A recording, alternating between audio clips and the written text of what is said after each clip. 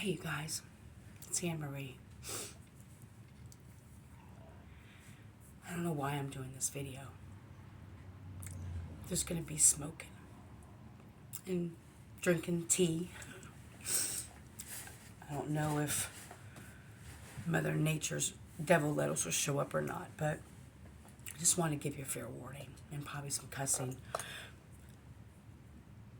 I don't know my point for this.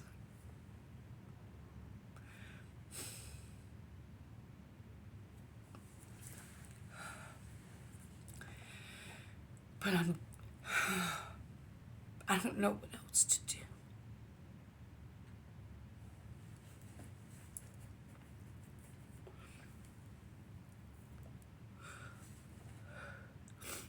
I'm not, and this is no offense to anybody, but if you take it that way, that's your prerogative. But I'm not this some new agey, enlightened spiritualist that just came out of nowhere and, I'm love and light and I pull tarot cards and it seems that way. But I've been fighting since the day I was born to survive, and now I fucking know why my life has been the way it is.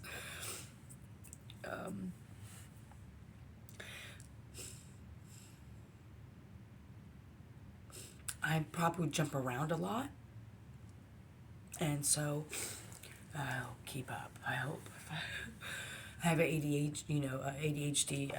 I don't like diagnoses, but I call it, ADHD, other dimension brain type thing. Not even how they. But anyway, I'm jumping everywhere because my brain is all these different scenarios. I never expected this.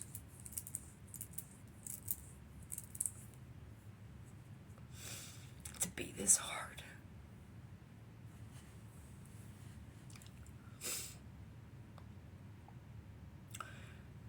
The old Amory and what they expected to happen. It's why I was forced and put into certain situations. Because the old Amory, when she felt abandoned, breadcrumbed, she would go in and just kind of like either self-destruct or just wait for the next crumb to come. No pun intended. And I never realized I did that to the extent. And when I started to have real self-worth, not saying it, but showing it through my behavior, by setting boundaries, by saying no, by putting my energy on a budget, by actually doing the fucking work, doing what has to be done. It really...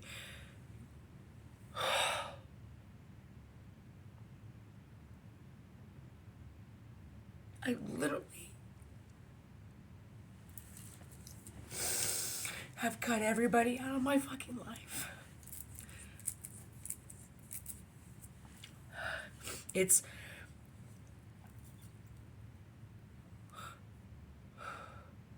There's no thinning of the veil. There is no veil anymore. I know.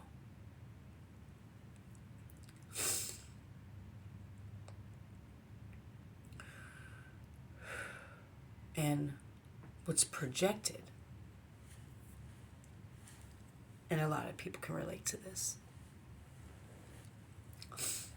who have the right intentions, who are really doing this stuff.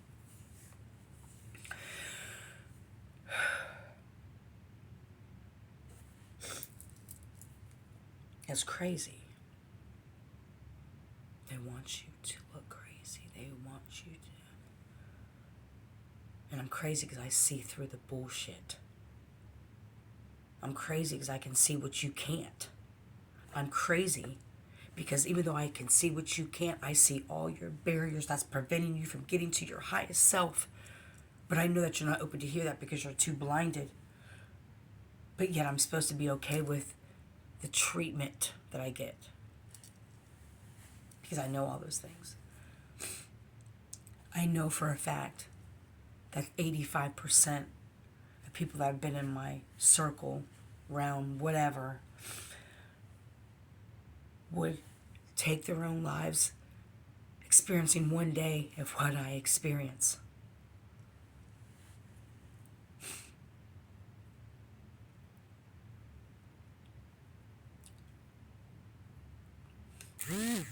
Now I know why I had to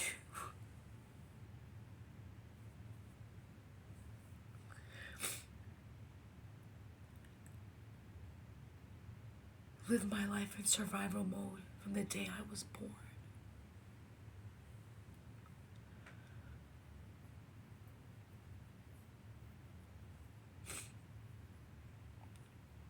You mean to tell me people knew I was special when I was younger?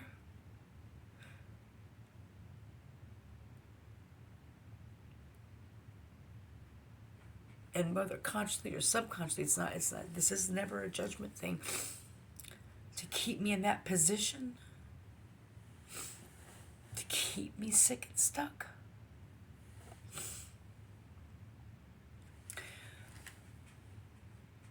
Oh, she's just angry. Oh, she's just, just needs to get over the trauma and just needs to do all that. Yeah. These are people who love you. I have signs, I have receipts, I have everything. Don't challenge me for what I know to be true for me. If people want an example, here's some examples, and I know thousands of people can relate. I hate smoking on camera, but it's not the tobacco, it's actually the breathing that calms the system. It's really not, it just happens, that manifests with a shitty cigarette. It's just a breathing thing to help calm you. I know that.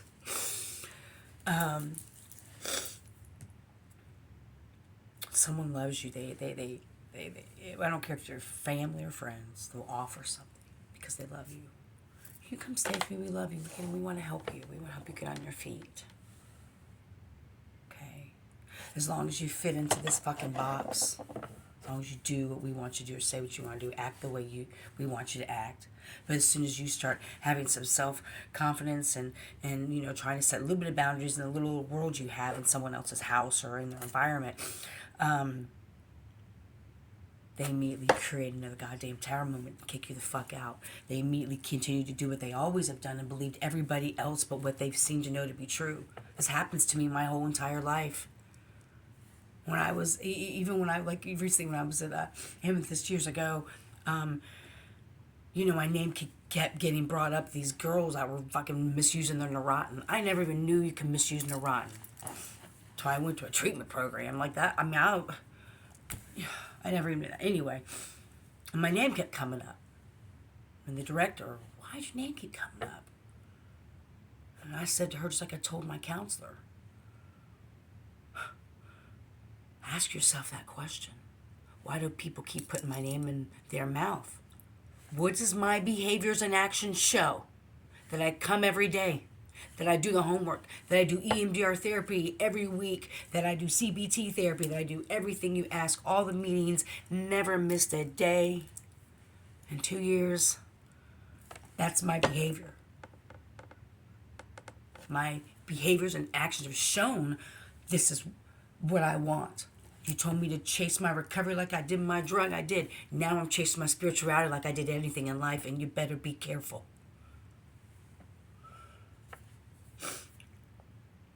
I am no longer playing fucking small.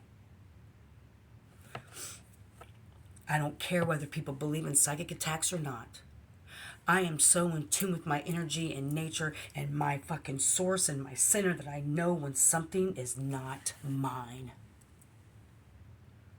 Keep sending it my way. I'm not gonna fall.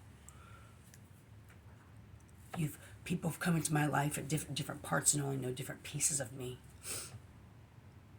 I'm gonna need you to do the same thing that I learned how to do when I was a student of shamanism.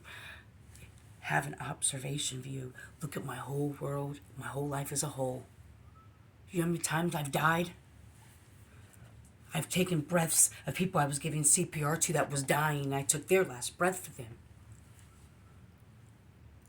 I pretended like I was dead when people were suffocating me with a bag so I could survive. 5 men. Now the spiritual realm is it's a lot more than what people want to talk about. Oh, it's on heaven night. These spiritual narcissists. What did he say? What did he call them? Spiritual hustlers? Damn, I forget. What did he call them? I told Mom that'd be a dope t-shirt. Spiritual hustler. This isn't about charging money for your services. That's an energy exchange. We're not even talking about that. Intention is everything.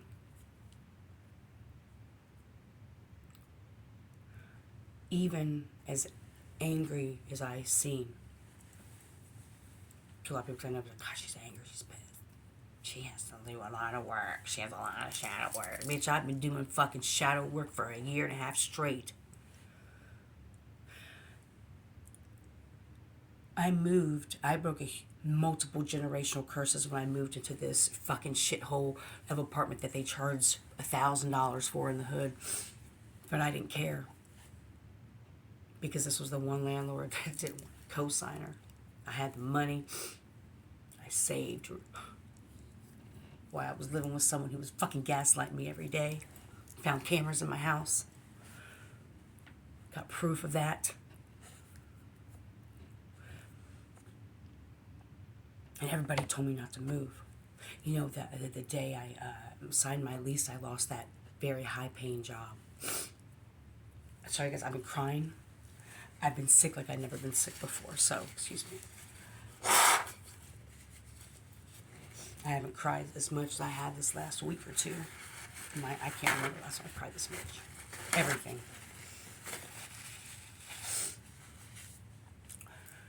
So, excuse me. Doing all that on camera, I don't care.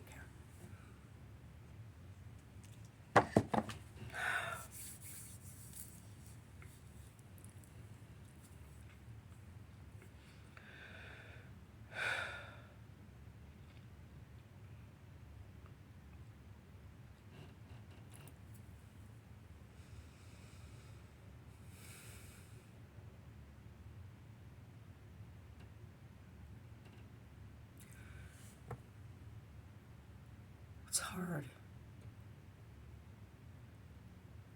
is that I always try to lead with love the way I live my life today. People think because I love trees and I love being outside and I'm always bubbly, and that's how I really am. It's because I've spent, I'll be 48 in a couple days. I've spent 40 years of most of my life in the dark. Making friends and understanding it, dissecting it, unraveling it. And when I lost my job here in December, I was also breaking the fear. Ever since my home invasion, I had a kind of a safety net living. Even though I had my own place, there was just still a safety net. This was the first time that it was just me, alone in the hood. I lost my job. And I was trying to break these curses of staying stuck. Everyone kept putting fear into me. What are you going to do? What are you going to do? You got to get tried. You got to do this. You got to do that. And the people who I thought were supposed to love me the most purposely put me in situations to keep me feeling abandoned. Because what I shared with them in confidence and I thought to be a safe space was used and thrown against me and projected back to me. Because what I've told them about how I used to be is these behaviors I used to do in the past. And they're like, oh, you write your story, you have to do like that. Yeah, I agree. I'm so grateful for those lessons because I'm grateful for all of it.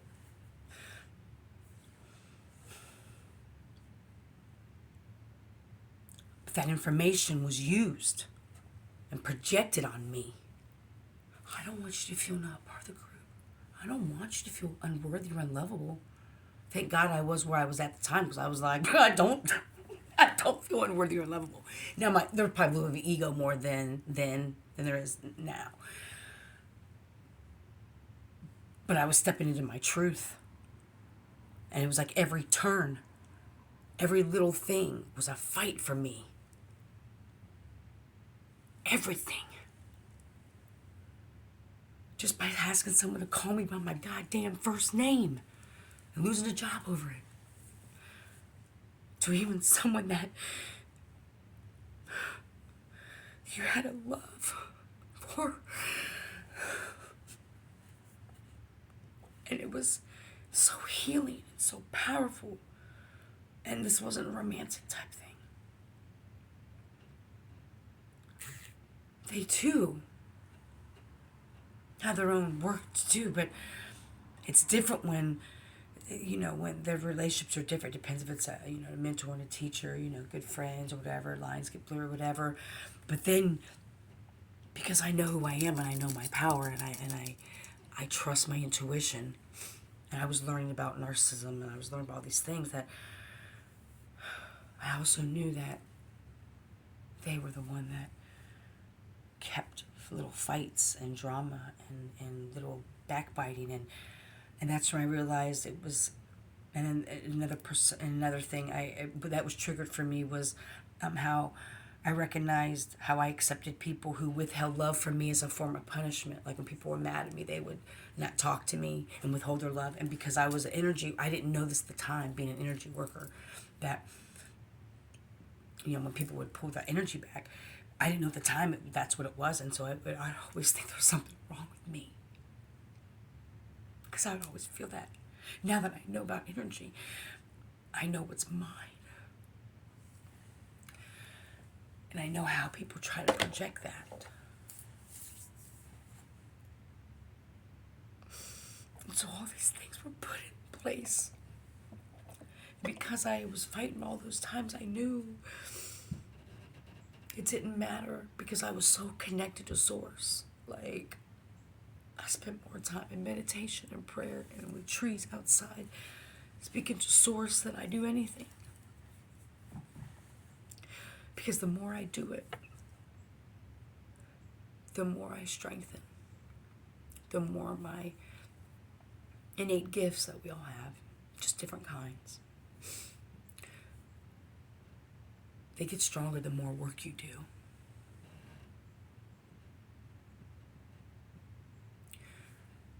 Anything negative that's thrown our way goes back to those people. When you wish you had someone's life, or you down, what they're doing, or you think it's fake, it's real, you want their life. One, that means you have to endure every single fucking thing that they had to endure to get there. Remember that part. That's really important that people don't realize. When they idolize people, this is just general, they don't realize, like, oh, I want that life, that person, You got to go through all the darkness too. And that will just wipe out 85%. Because a lot of people can't endure. The people who have really done this work, like, damn, how y'all survived? And like, I had to cut everybody off. I just pulled my energy back and I watched how people moved.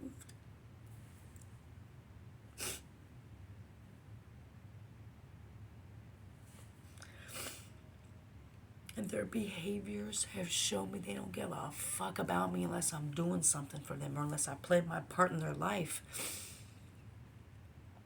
And it shows by the backlash of me stepping into my power. Like, why the hell you gonna be so fucking hurt about me choosing me? How does that make sense? Make that make sense to me. How you gonna be mad at me for choosing me? Because it doesn't make you happy? I've been in the mud my whole life. I knew I was right. I knew I was right about everything. Y'all been gaslighting the fuck out of me. Y'all been gaslighting me. Fuck.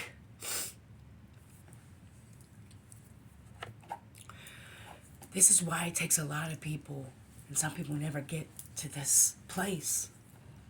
Because you really have to take an honest look at these systems that were created for you to stay stuck.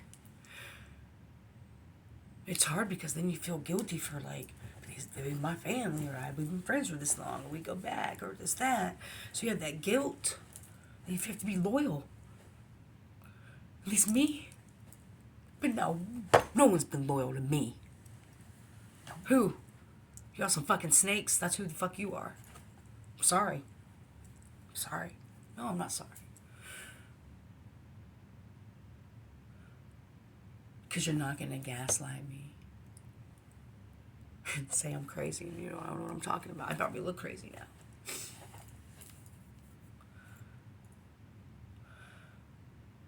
And I feel it sometimes because I never thought people could be so mean and hurtful. And I always say, if you can't help somebody, you can't leave them better off when you meet them. At least don't fucking hurt them worse. At least don't create more fucking trauma. What kind of fuck shit is that? Some fuck shit type stuff. That's the old Italian in me. Like,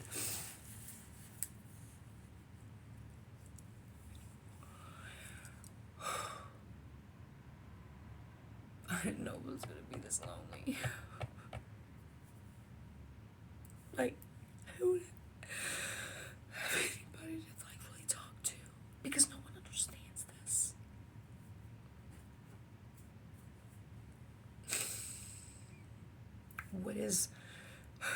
I'm grateful for technology now. Even though I'm very sensitive to EMF waves and all that. Like, I don't have a TV, living room, or anything. If it wouldn't have been for some of these social media apps, I really would have felt like I was the only one.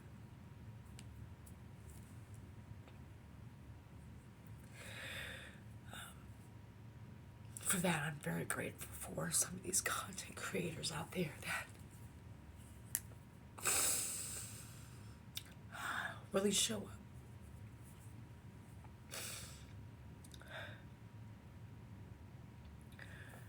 I can't be anybody but me. It's taken me 47 years to love her. And I need to do that unapologetically.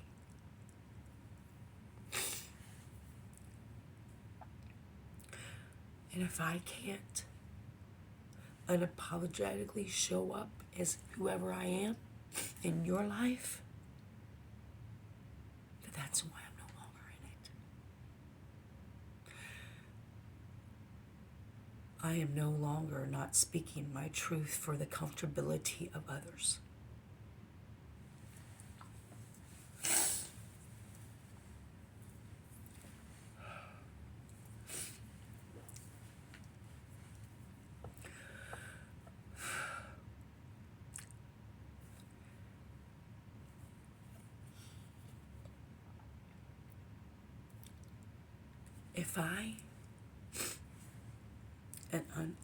If I'm unable to live authentically as myself in your world, if I can't show up as my authentic self, then that is the reason why I am no longer in your life. I am no longer making myself small so you're comfortable. Because I've done that my whole life, and it's never been reciprocated. And that's okay. So, me living in my truth, if it offends you, I don't give a fuck. Maybe you should live in your own.